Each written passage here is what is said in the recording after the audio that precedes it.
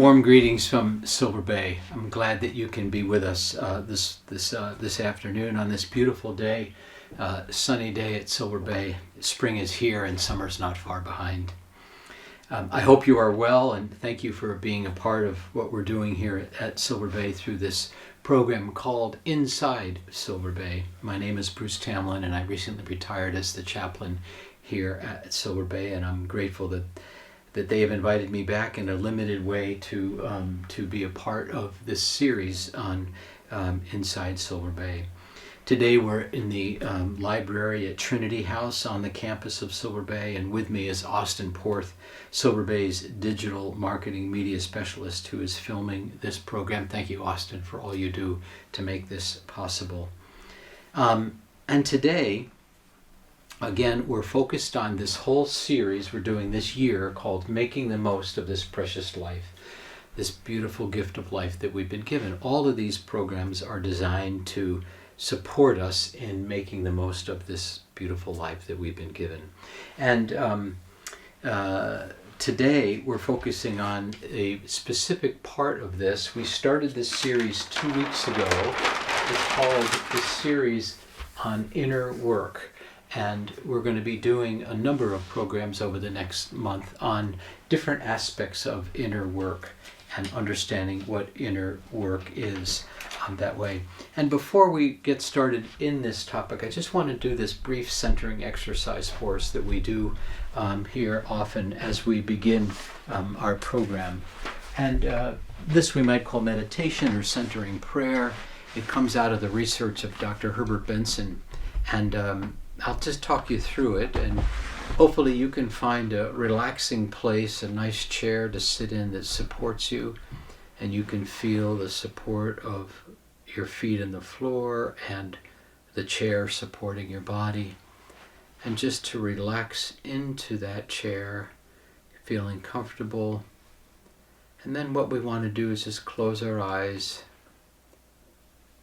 and starting down at our feet and moving up through our body, just gauging to see if we're holding any tension anywhere.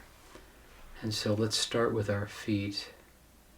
If we're holding any tension in our feet or our ankles or our calf muscles, or up through our thighs,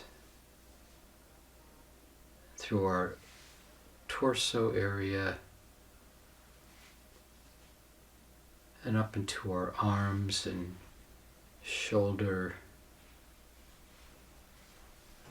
and then just seeing if we're holding any tension in our neck or in our head.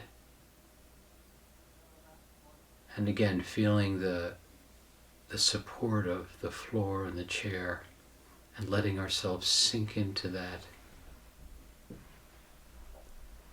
And then I would invite us to do a short breathing exercise together. Again, Dr. Benson calls it the relaxation technique. And again, it's a form of meditation or centering prayer, where what we're going to do is we're going to focus our mind's eye on our breath. And so on our in-breath and our out-breath.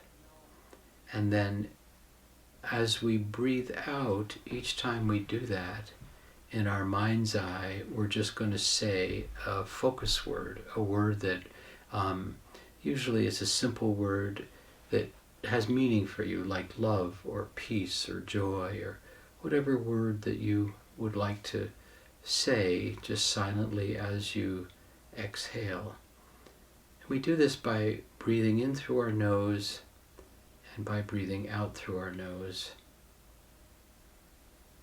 And again, as we exhale through our nose, we just say this word, a focus word, that allows us to keep our mind focused on our breathing, our breath, and our word.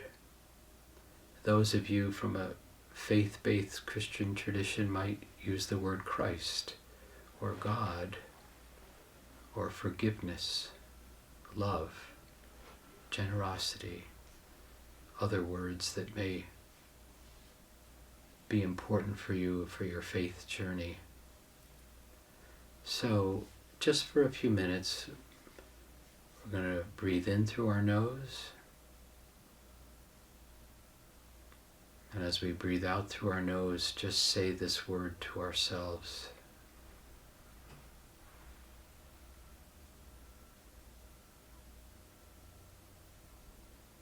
In through our nose and exhaling through our nose.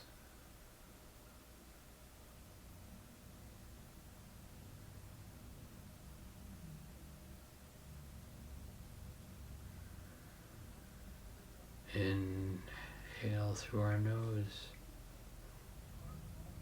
and exhale, saying our word.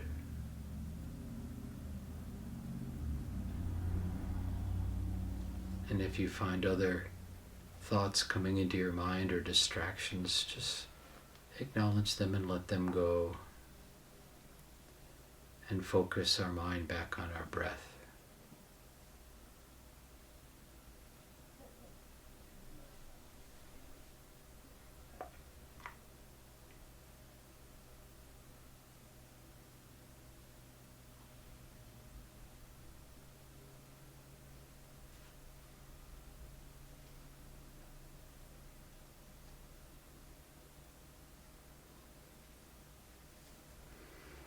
So normally we would do this if we were doing this on our own for maybe 10 or 15 or 20 minutes or so.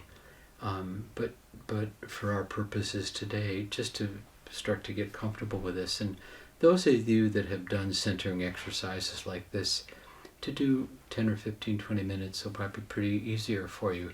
For those of you that are just starting this or just being introduced to this, be gentle with yourself. You go 2 or 3 or 4 minutes. That might feels like enough, and over time you can increase the length of the experience. But I must share with you that I truly believe that this exercise truly can deepen our awareness of our capacity to feel a sense of calm, to feel a sense of inner contentment, to feel a sense of inner joy. It slows us down in a way that we can really appreciate life in a deeper way. So I hope you're able to use this exercise to support you in your life and in your health. Thank you for participating in this.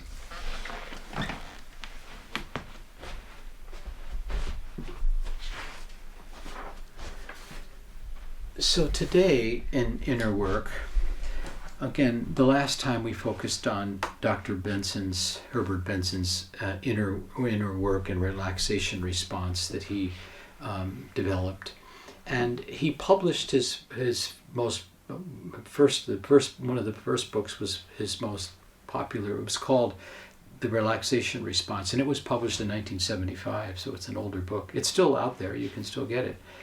But then, as he did further research, and this is another part of inner work that I want to touch on today, he found that there was a contingency in the research that said there was something about faith in part of this. And when he talked about faith, he just didn't mean the Christian faith. He meant faith in general. It could be faith, interfaith, or Judaism, or Hinduism, or a variety of different faiths. For our purposes here at Silver Bay, we think it more through the Christian tradition and the Christian faith. But then he wrote a book that captured the research that he had done on faith, and he called it Beyond the Relaxation Response, Beyond It, and then ditto, The Faith Factor. And he wrote about, and that's the title of this his next book. And you may be interested in that book, Beyond the Relaxation Response, The Faith Factor. And it was apparent to Dr. Benson that through this research, it led him to understand that faith played an important role in lowering anxiety, reducing stress. It could lower our blood pressure. It overall supported one's health that way. And again, the connection that Benson created between sort of the mind and the body was groundbreaking back then, groundbreaking. So, and since then, and Dr. Benson passed away in 2022, there have been many other women and men who have been following up on his research and doing their own research in this area of mind and body connection. Dr. Dean Ornish is another pioneer in this area. If you're interested, he has some books out there, Dr. Ornish, Ornish.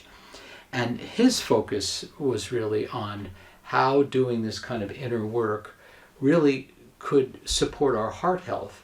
And he actually showed that we could reduce heart disease through diet, meditation, exercise, and doing inner work. And so the research that has come out after Dr. Benson is just phenomenal in terms of how we can care for our health by doing inner work.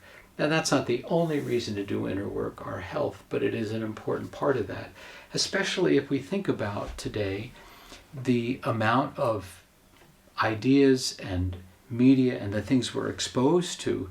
It just heightens our sort of idea of stress, and we become anxious, and we're worrying a lot, and I'm not sure that's the way we want to be living. I don't think that's the way our life is designed. So I'm very encouraged by the research that continues to come out between mind and body, and the ability to do inner work to support our overall health, mental health, and our overall physical health that way. And it appears that our ability to focus our mind through meditation and prayer offers us the ability to strengthen our immune system. This is now even some of the newer research that it shows our immune system is strengthened by doing inner work that way. And our immune system is so important for us to fight off disease and to fight off different kinds of infections. Our immune system is so important to our overall health that way. So what I'd like to postulate for you today in this program is the focus of our mind and how our mind can source this divine sense of love. And in our mind, in sourcing this divine presence of love, offers us the opportunity to know that we are loved and valued and cared for more than we can imagine. And so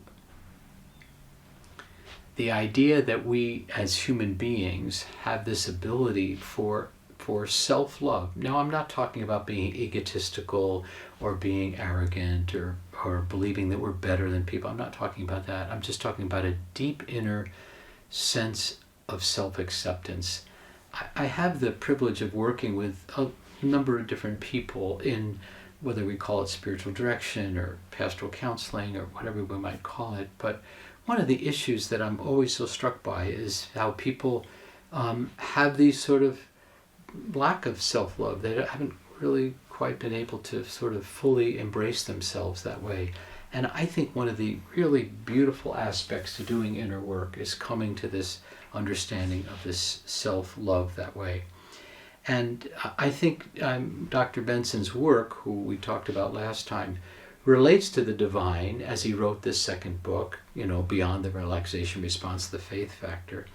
And this faith factor captures for us the importance that we are more than just these physical beings. We are also, we have a soul, we have a divinity to us, we're spiritual beings that way. We're not just sort of a body with blood and bones and all that. There's a spiritual part to us that way.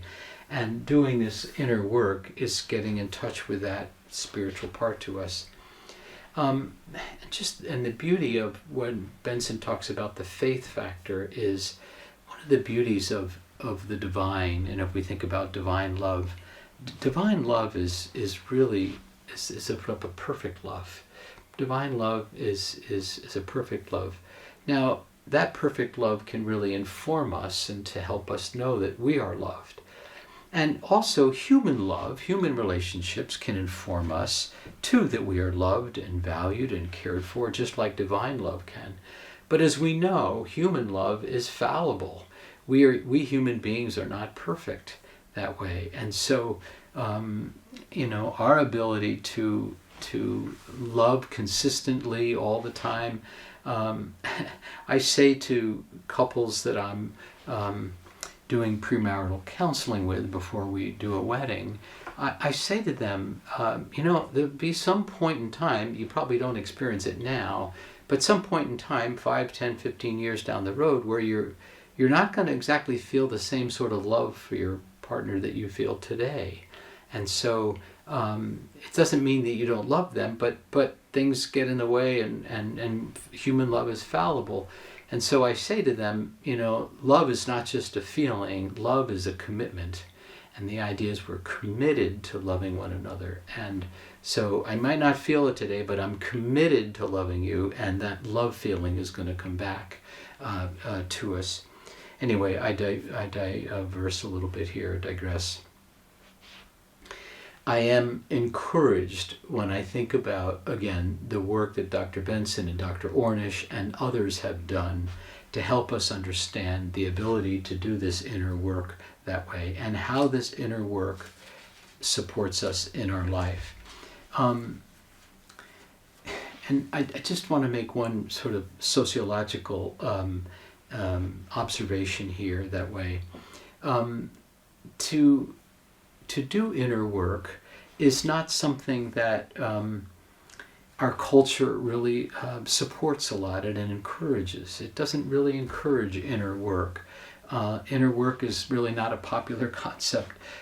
We don't go around asking one another, have you been doing any inner work lately? Have you been doing any work?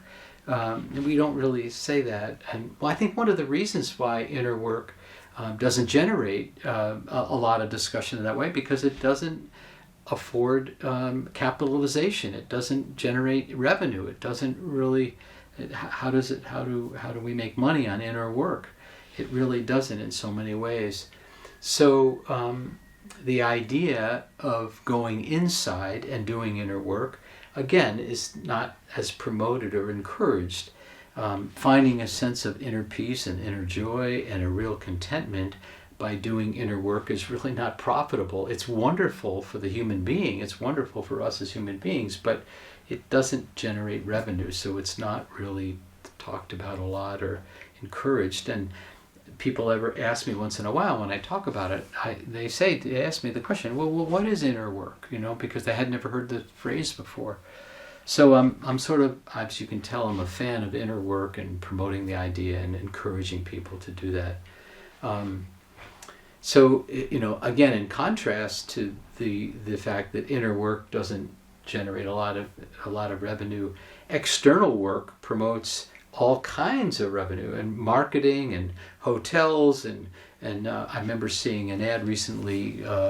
They had this beautiful picture of a peaceful beach in Florida, and it said, "Come to Florida, where our beaches are beautiful, peaceful and beautiful," or something like that. And I thought, yeah, there's the marketing of external sort of looking for peace externally, looking for wholeness externally. The next hotel, the next resort, the next restaurant, the next whatever.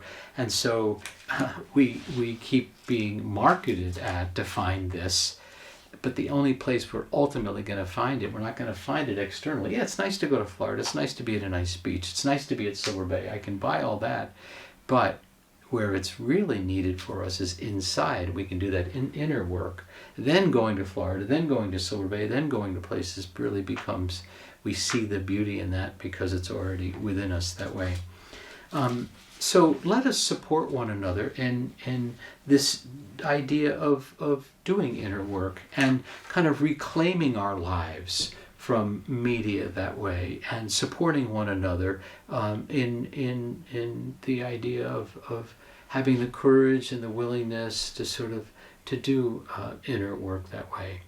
So what I want to share today is some other ways and avenues and opportunities to support us in doing inner work. And there are so many of them. This is not an exhaustive list, but I'd like to give you some ideas for creating opportunities to participate in doing inner work.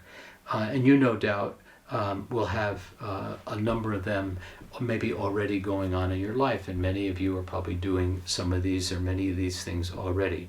But let me go down this list and expand on these ideas to do inner work. I call them pathways to inner work.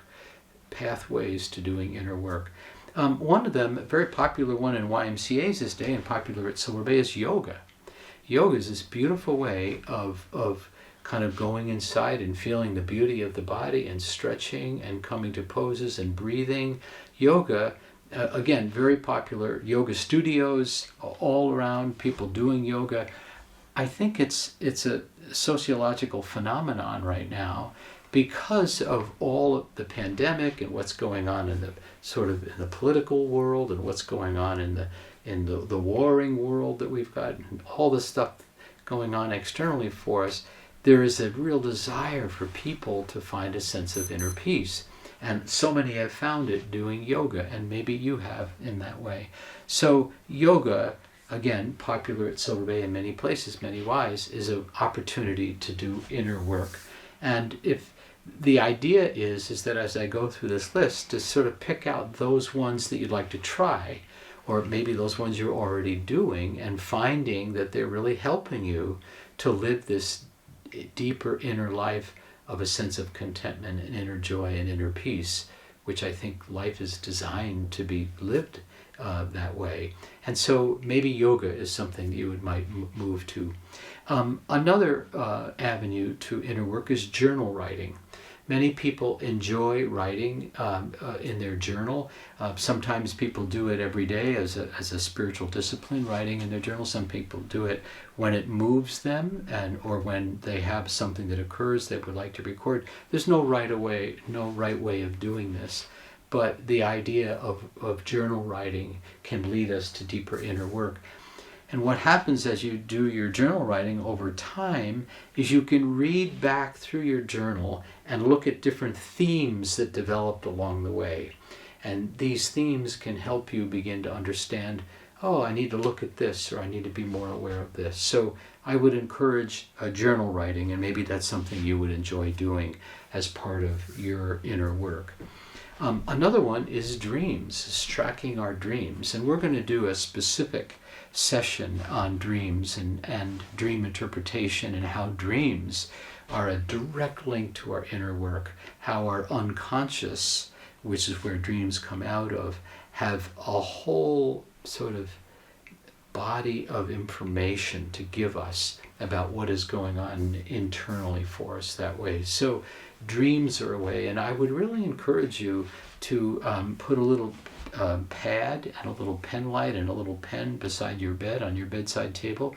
And so if you have a dream and the dream wakes you up, you're able to capture that dream right away in the middle of the night or whatever. And I know people say, well, I'll write this down in the morning, I'll remember. But the truth is, we never remember in the morning, because it's such a beautiful understanding of how the unconscious works. The unconscious sort of gives us a message in our dream. That way, we fall back to sleep, and that dream, that images we had in the dream, fall back into the unconscious then. Now, don't worry, it'll come back again in another dream, because the unconscious wants to give you this message. But if you're willing to write it down in as much detail as possible, it's wonderful to look at your dreams and maybe work with somebody who does sort of dream analysis and can help you understand what this dream is about. I'm going to group these next three together, whether we can be doing therapy, we can be doing pastoral counseling, or we can be doing spiritual direction work. Those three sort of go together, where we reach out to somebody who's trained in these areas and actually talk with them about what's going on in our life. I think, and I want to be careful not to overemphasize this, but I think this is one of the surer ways of being able to do our inner work and to come to a deeper understanding of who we are and what we're about, and to be more comfortable with ourselves, to be able to talk about things we wouldn't talk about with anybody else. These are very confidential conversations, whether we're in therapy or spiritual direction or pastoral counseling. I'm just a big fan of doing that, and I would encourage, if you ever felt like you wanted to do that, to reach out to somebody you trust and find out somebody you might be able to work with in doing that. And just to know how those three things work. You set an appointment as an intake appointment with somebody to see if that's the right person for you to work with, if that feels comfortable, if it feels like they really care and are really present for you and you can really relate to them. That feels like a good match, and you might continue working with that person.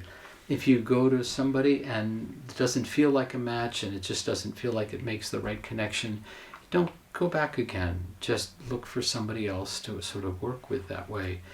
Because the match, the sort of the connection that you have with somebody you're doing inner work with is very, very important that way. The relationship is important, and so you want to be working with somebody that has this ability to connect with you that way. I also want to just touch on a couple more of these, and then I want to just give you some resources, some books you might be interested in looking at around inner work.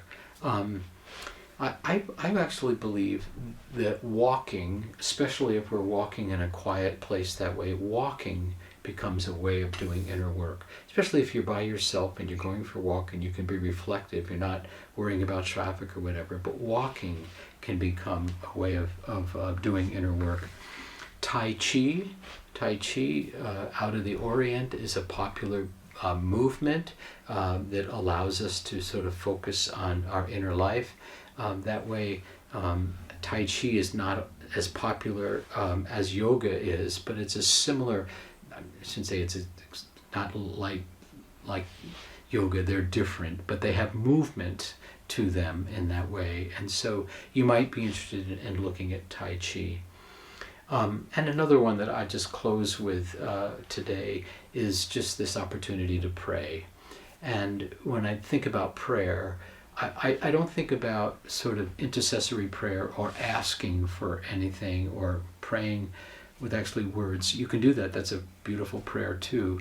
What I'm suggesting in this inner work prayer is just to be quiet in the presence of the divine, to be quiet in the presence of God, and just open our hearts and listen and through prayer. And we're going to do, again, a specific program on that at some point on this whole series on inner work that way.